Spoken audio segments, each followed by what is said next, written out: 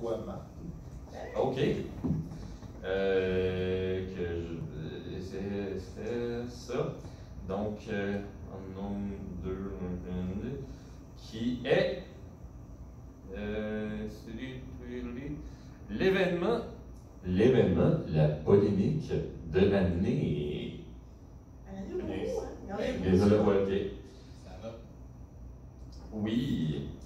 Donc, cette année, moi j'étais là comme j'ai-tu passé grand-chose dans l'année? Je me souviens, j'avais nominé quelque chose, finalement, j'ai lu la liste, j'ai fait comme ah ouais, j'ai oublié ça.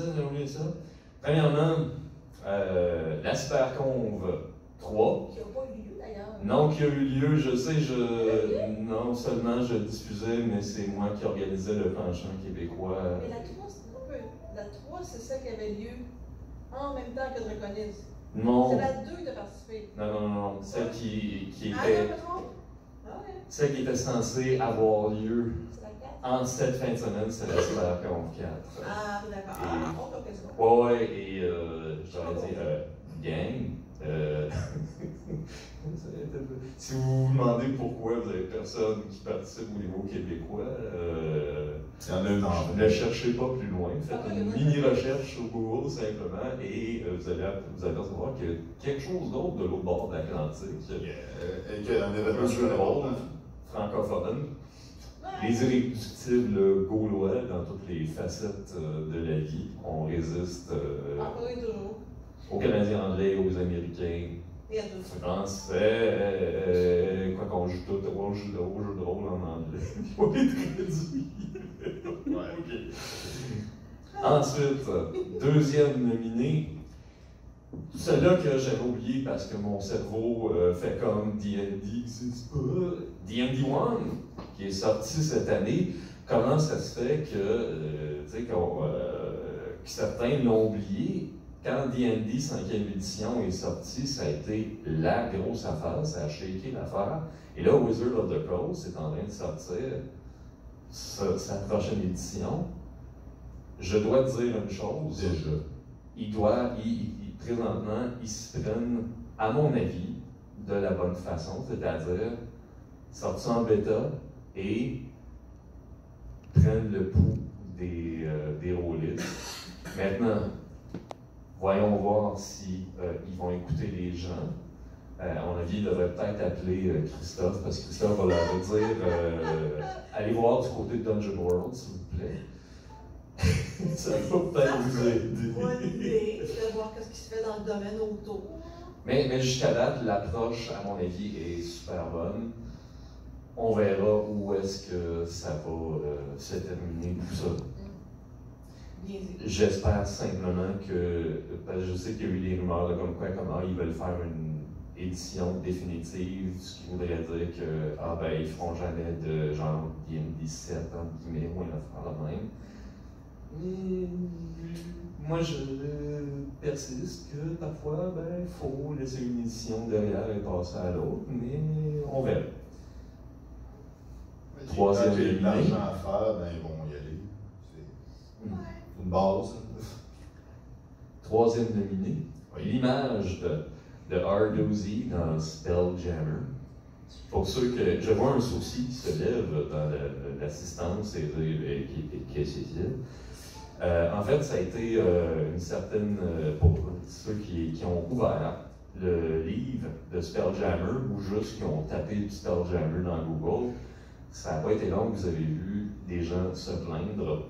C'est que les R2Z, c'était une nouvelle espèce qui était des hommes singes qui avaient un passé d'esclavagisme. On peut faire très rapidement le parallèle avec... Ouais, je te vois faire un facepalm, effectivement. Et c'est le même facepalm que quelque chose comme 60% de l'Internet a fait. Ce qui a fait que... c'est quoi la compagnie de Spelljammer, déjà? Wizard of the Coast. C'est Wizard of the Coast aussi? C'est Wizard qui est D&D. Ah, c'est D&D Spelljammer? où je suis vraiment épais puis je joue pas assez à D&D, je pense. Ah, c'est D&D dans le futur. Ça se peut-tu? C'est ça. Ouais, ok. Ouais, c'est comme un setting pour D&D. là. Avec les nains qui, genre, qui font des. Ben, je sais que c'est comme des méta. dans l'espace slash une autre dimension weird avec des démons puis des drows puis dans un... Des espèces de pirates de l'espace. Ouais. Ben c'est ça, c'était là-dedans et finalement ils ont dit comme ah ok on va rééditer Spelljammer Gang et on enlève le R2Z. Et évidemment, l'humanité étant l'humanité, j'ai dit qu'il y avait 60% de gens qui chiolaient, ben dans les 40% du reste, il y a peut-être 10, 20%, ou je sais pas, un scientifique, qui sont dit comme ouais, mais là, fait qu'il y a eu du chiolage anyway, ça continue encore. C'est même notre liberté de jouer un esclavagiste. Ouais, en tout cas. Non? C'est peut-être un débat qui Oui, je peut comprends. mériter d'être discuté parmi les deux clans qui s'y opposent. Moi, personnellement, je pense que je fais partie du clan, je m'en calisse. Oui, c'est un très beau clan. Il y a plusieurs personnes qui en font partie. Les cartes de vente sont en vente à l'entrée au prix de 10 $ chacune. Merci beaucoup. Ça va financer la prochaine édition de... Oui. des Pas choix. protagonistes. Là, pour la quatrième nomination, il y a quelqu'un qui va voir qui m'explique c'est quoi Joker.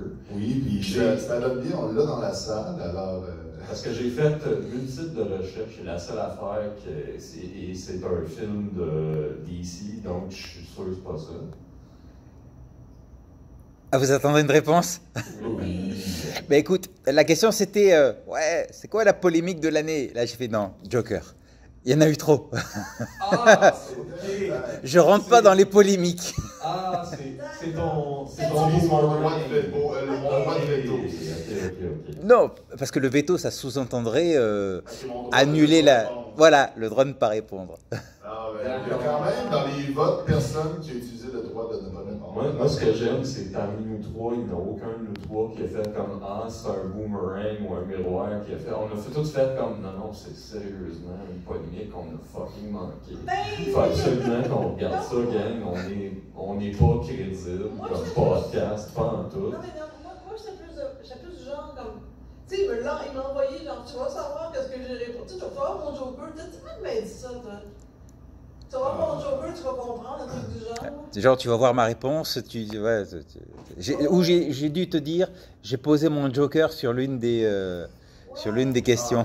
C'est ça, ouais. Christophe, tu es tellement neutral evil. Ouais. Mais Ça, comme, c'est- avec c'est l'accent la- sur le la- troll, C'est la ça. définition de Neutral Evil. Oh, ouais, ça.